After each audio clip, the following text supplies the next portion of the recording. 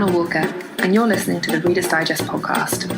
It's the show in which we navigate the woes and the wonders of modern life, speaking to leading experts about the tools you need to survive and thrive in 2019.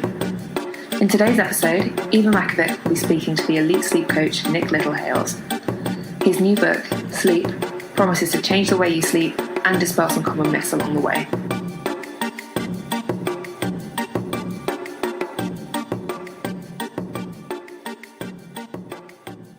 Thank you so much for joining us, Nick. It's good to have you on the show. It's my pleasure. Pleasure, indeed. So I would like to start by asking you, as an expert of sleep with many years of experience, what's the biggest myth about sleep that we tend to religiously believe in? I suppose the big one is that I've always learned, and most people do, is to get your 8 hours at night, which is so important. There's no argument about 8 hours worth of mental and physical recovery or sleep in any 24-hour process alongside our circadian rhythms of our day, the sun going around our planet. But the reality has always been that, occupations and lifestyle choices makes it very difficult just to sleep in one block at night. And it's not actually a natural process for the human being. Pre-inventing the light bulb, humans always slept in what's called a polyphasic manner. That was shorter periods more often, a bit like children coming into the world.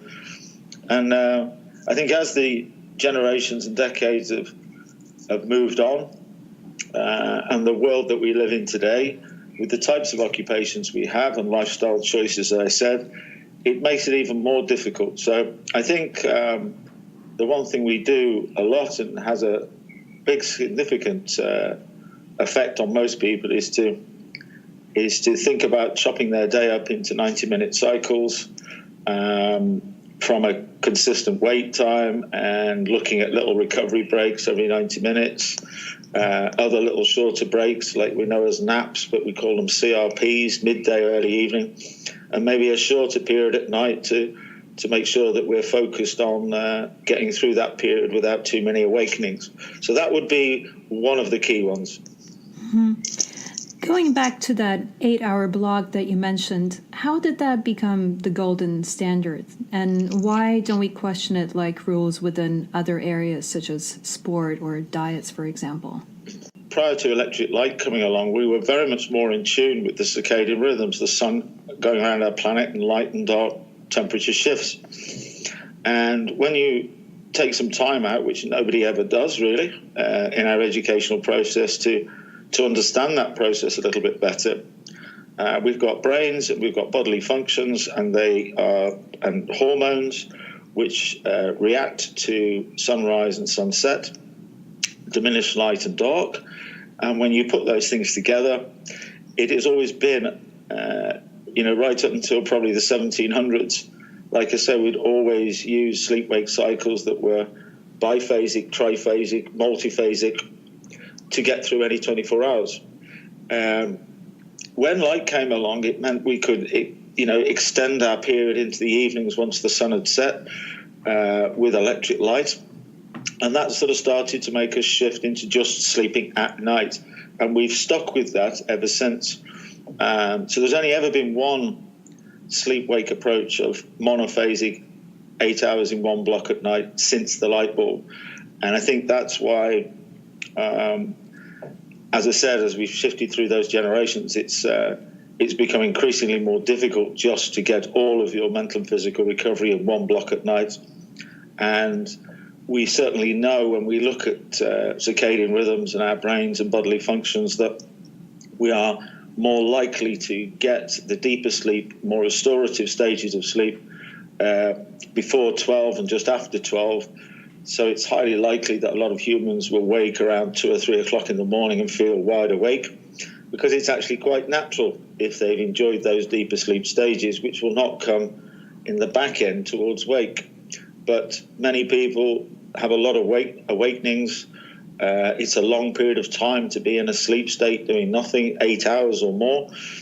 And that's just become under more significant pressure recently. And it's something, when you look at the occupations of the global planet today, How many people can actually allocate that amount of time at night, 24/7 world? So in sport, it's just never been something that is practical to achieve it in any 7-day week. So looking at it in a different way and in cycles and shorter periods has a far more effective way on consistent levels of recovery.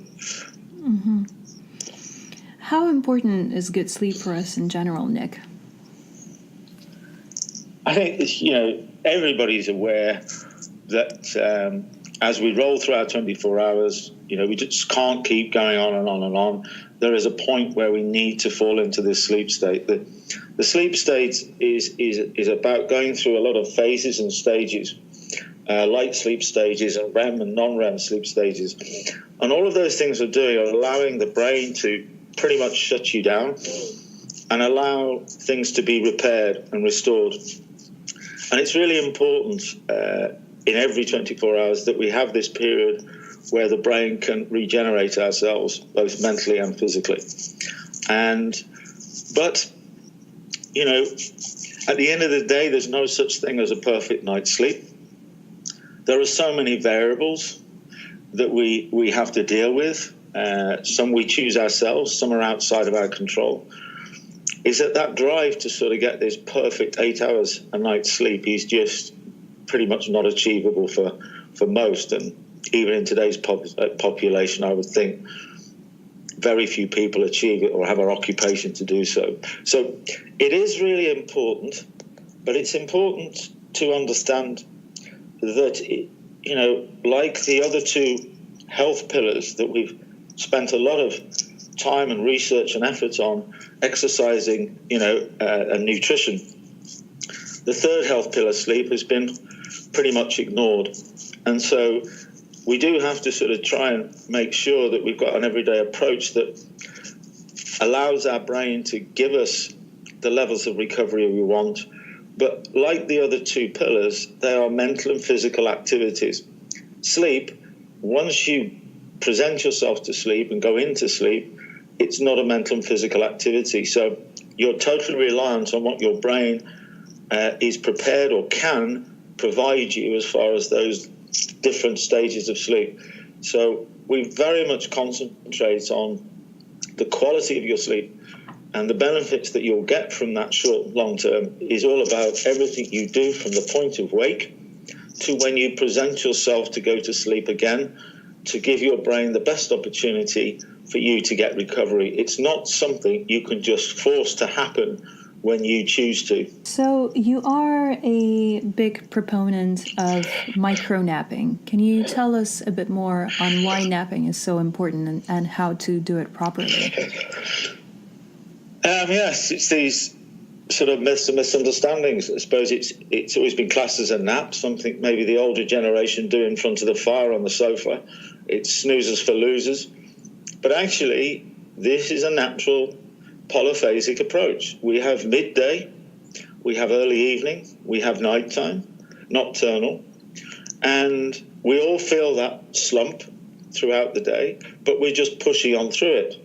And this whole relationship with sunrise and sunset shows you that when you get to midday as a human being, it's perfectly natural to go into a micro-sleep state. I mentioned 90-minute cycles because in a clinic, the academics would look at a 90-minute period to see all the phases and stages of sleep, and then they'd look at the next 90 minutes. 5 90-minute cycles is 7.5 hours, which is principally where that 8 comes from. And if you look at how many cycles you're going to get every day, like 5 cycles, 7.5 hours, it could be 4 cycles at night into a consistent wake time. Little tiny breaks every 90 minutes, distracted breaks, 1 or 2 minutes just to help the brain. And then midday, it's just taking 30 minutes out. So 30 minutes out of 90, that's 30%. 8 out of 24 is 30%. So it's all about rhythms, patterns, harmonies, and flow. And a 30-minute period, or 20 minutes, or 15 minutes, not more than 30 minutes, because you tend to roll into flowing into the deeper sleep stages. So that's what a nap is. It's a 30-minute period where you literally just zone out. You're not trying to go to sleep. You don't have to go to bed. You don't have to go in a sleep pod. You don't have to do anything other, because human beings can fall asleep behind the wheel of a car on a motorway. Now, that is not a great choice, and that just shows you that the brain is in control. So if you just present yourself at the right times, midday, early evening, you can actually just zone out.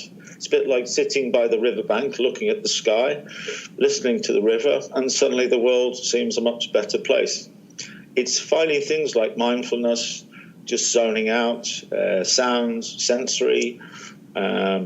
We can sleep anywhere, on anything, anytime. Chairs, planes, trains, sofas, chairs, all sorts of places, on the floor, camping. So it really is just about wherever you are, whatever you're doing, is taking the decision that you are going to take a recovery break, because it helps your brain. It helps create a much better nocturnal period for you. So it's really important. It means everything else you do in the day, you will maximize it rather than try and fight it. And sometimes you will go into a little microsleep. Sometimes you won't.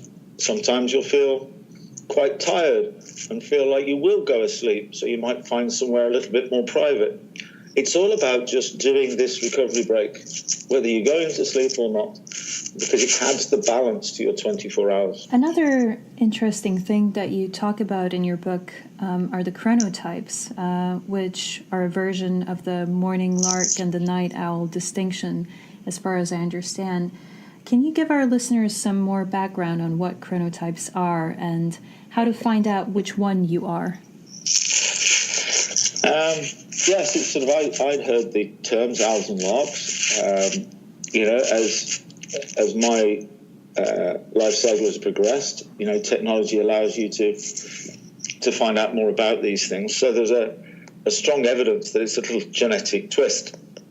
And it's a little bit like, as we used to be outside all the time, human beings have not changed.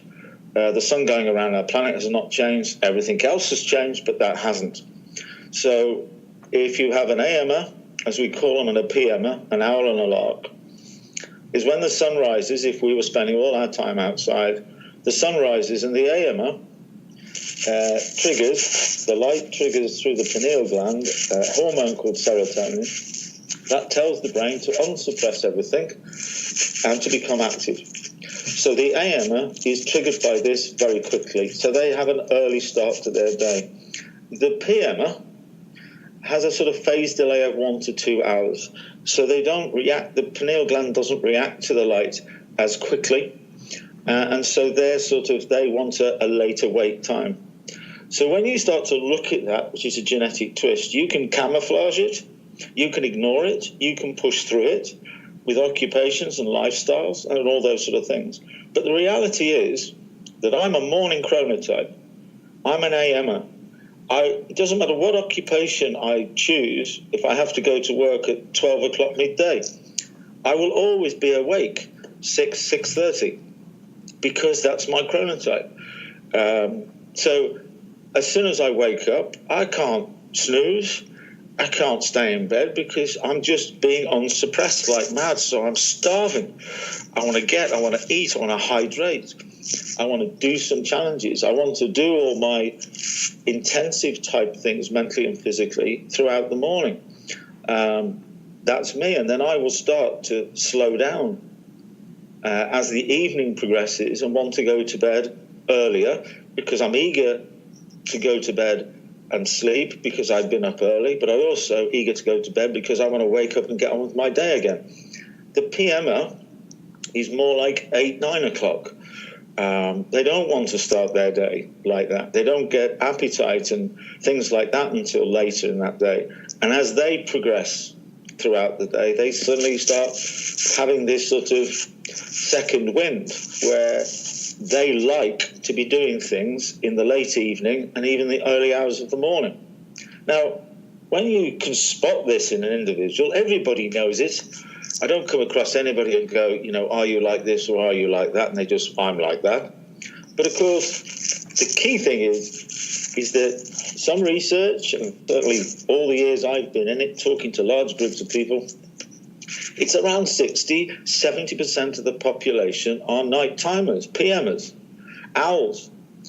So the AMers are in the minority, and yet pretty much it's changing a little bit now with the 24/7 global culture we've got, but pretty much the PMers have to operate in an AMers world to get up, take the kids to school, go to work, do this and do that. So they're always having to fight their chronotype, which has an effect on their overall performance as an individual as they go through their formative growth years and on from there. So it can make a really significant difference to somebody is once they identify it, then they plan their day accordingly. They can't change people's schedules and outside influences, but they can certainly, they're more aware of theirs and others who impact on them. They can try and do things at the right times of day. They can protect themselves from doing things when they know they might be at their weakest. And they can maximize their whole approach so much better just because of the knowledge of it. I was also wondering about the perfect setup for sleep in terms of the bedroom. Can you tell us some tips about what the best bedding is? What's the ideal room temperature? Do we need essential oils or bath salts? What's the best way to prepare properly for a good night's sleep? The first point to remember is when you look at humans all over the planet, they sleep and operate in so many different climates. North and South Hemisphere, hot and cold. We are designed to sleep on anything, anywhere, anytime, in any way. We were outside, just lying on the floor, in caves, whatsoever. I'm not taking us back to a period, but we haven't changed. And neither is the sun going around our planet. So we, in certain parts of the world, they put so much emphasis on this bedroom and having the right mattress, the right bedding, the right this, the right that. We get information that says it should be 16 to 18 degrees. Okay, well, in a clinical environment, that might throw up some positives, but we sleep all over the place in hotels, in all sorts of places that you can't be that specific. The main thing with this is that no mattress is going to sort things out. No pillow, no bedding. All you have to remember is that you have a brain, and your brain wants to react to light and dark, diminished light. So sleeping is all about warm to cool and light to dark, cool to warm and dark to light. We can sleep with noise. We can sleep in apartments, in cities, in the countryside, in tents. It's always been amazed me that when I used to go away camping with my parents, when I go away camping with my grandchildren now, we're lying on the floor in a tent with a tiny little sheet protecting us from the outside world. And yet we have the most wonderful time.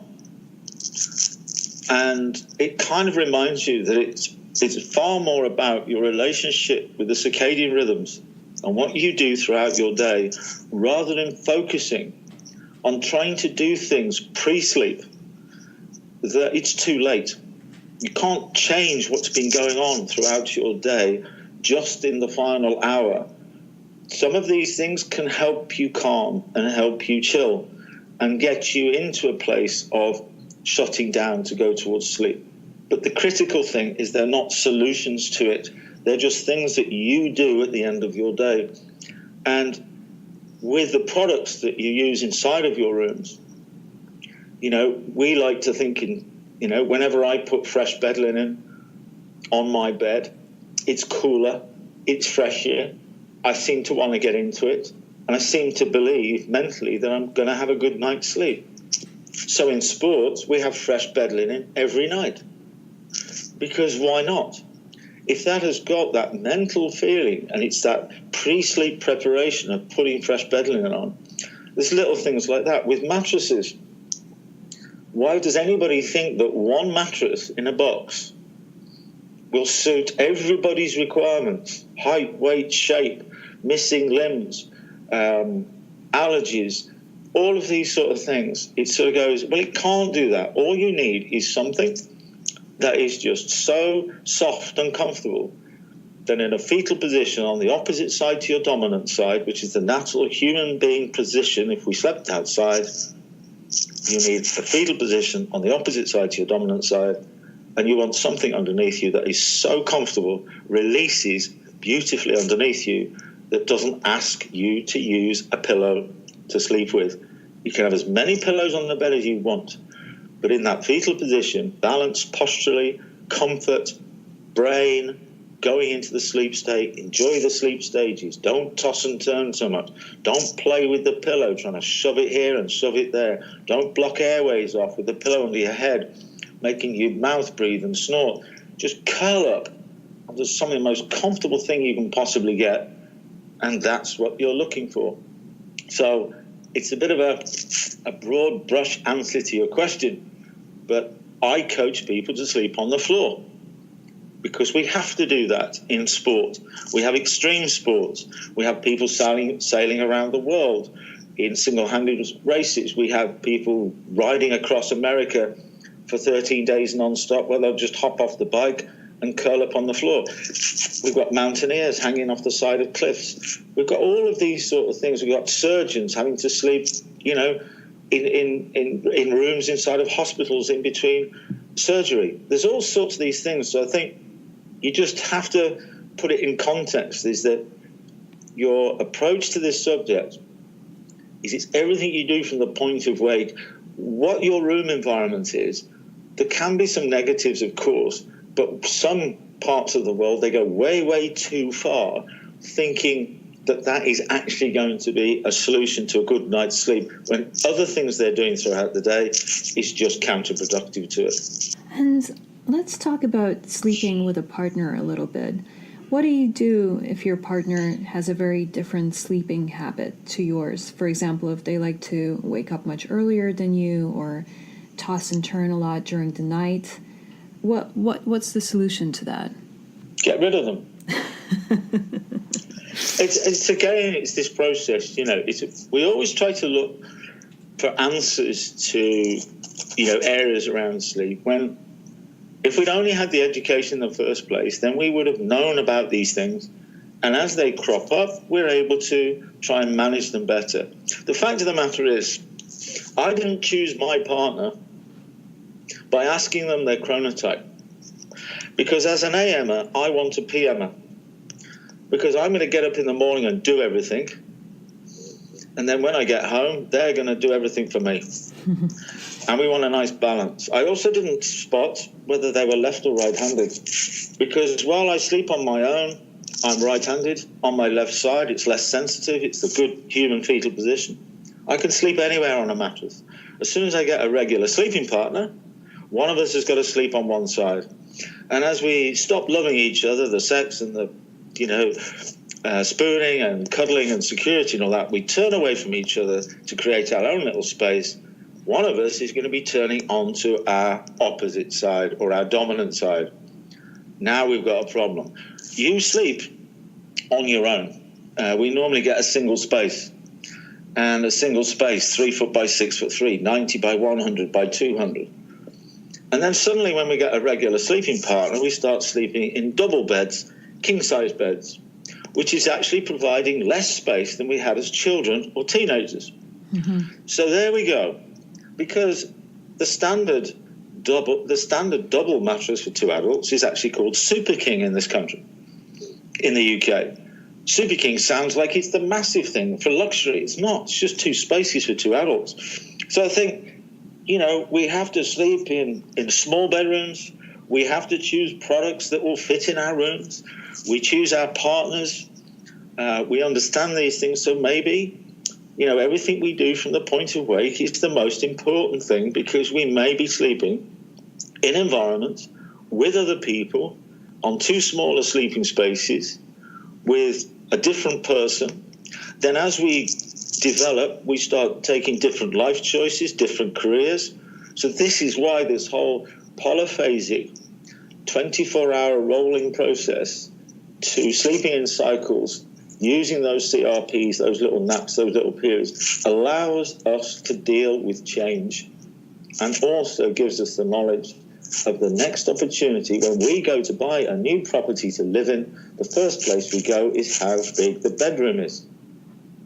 Not the kitchen, not the lounge, not the garden, because unless we can get a big enough mattress in there to accommodate us both, because we're both AMers or we're both PMers, we're both right-handed, we're both left-handed, all of these factors are not there, then we want to be able to stay together for a long period of time, if not the rest of our life.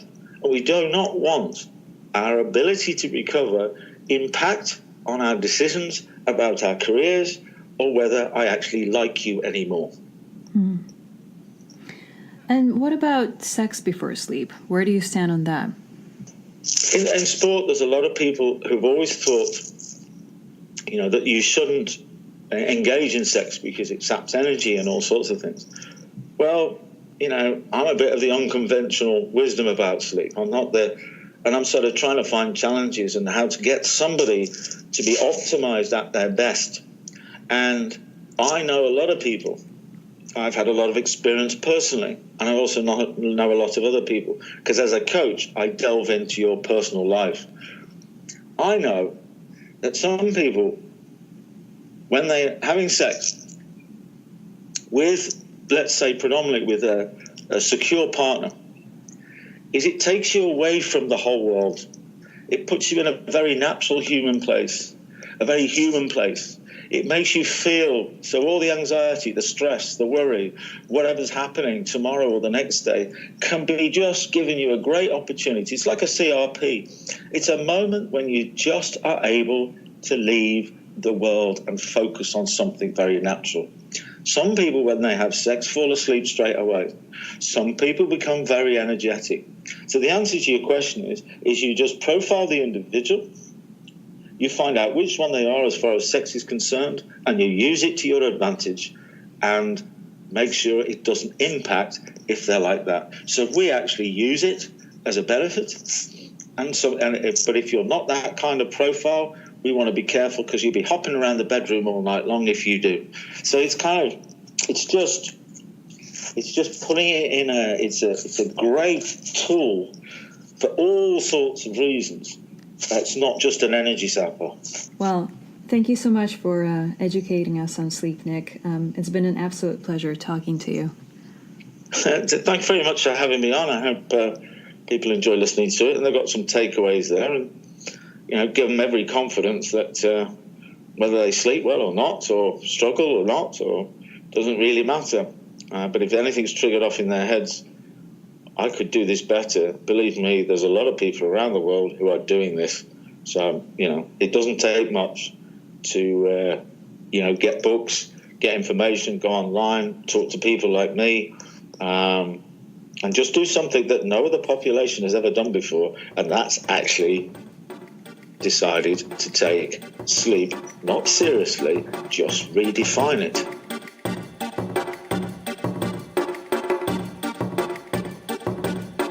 Nick Littlehales' book Sleep is available to purchase from all good bookshops. Please rate and review our podcast if you enjoy what we do, and tell us about your sleeping habits on Facebook, or interact with us on our Twitter feed, which is @Reader's Digest UK. Thank you so much for joining us, and until next time.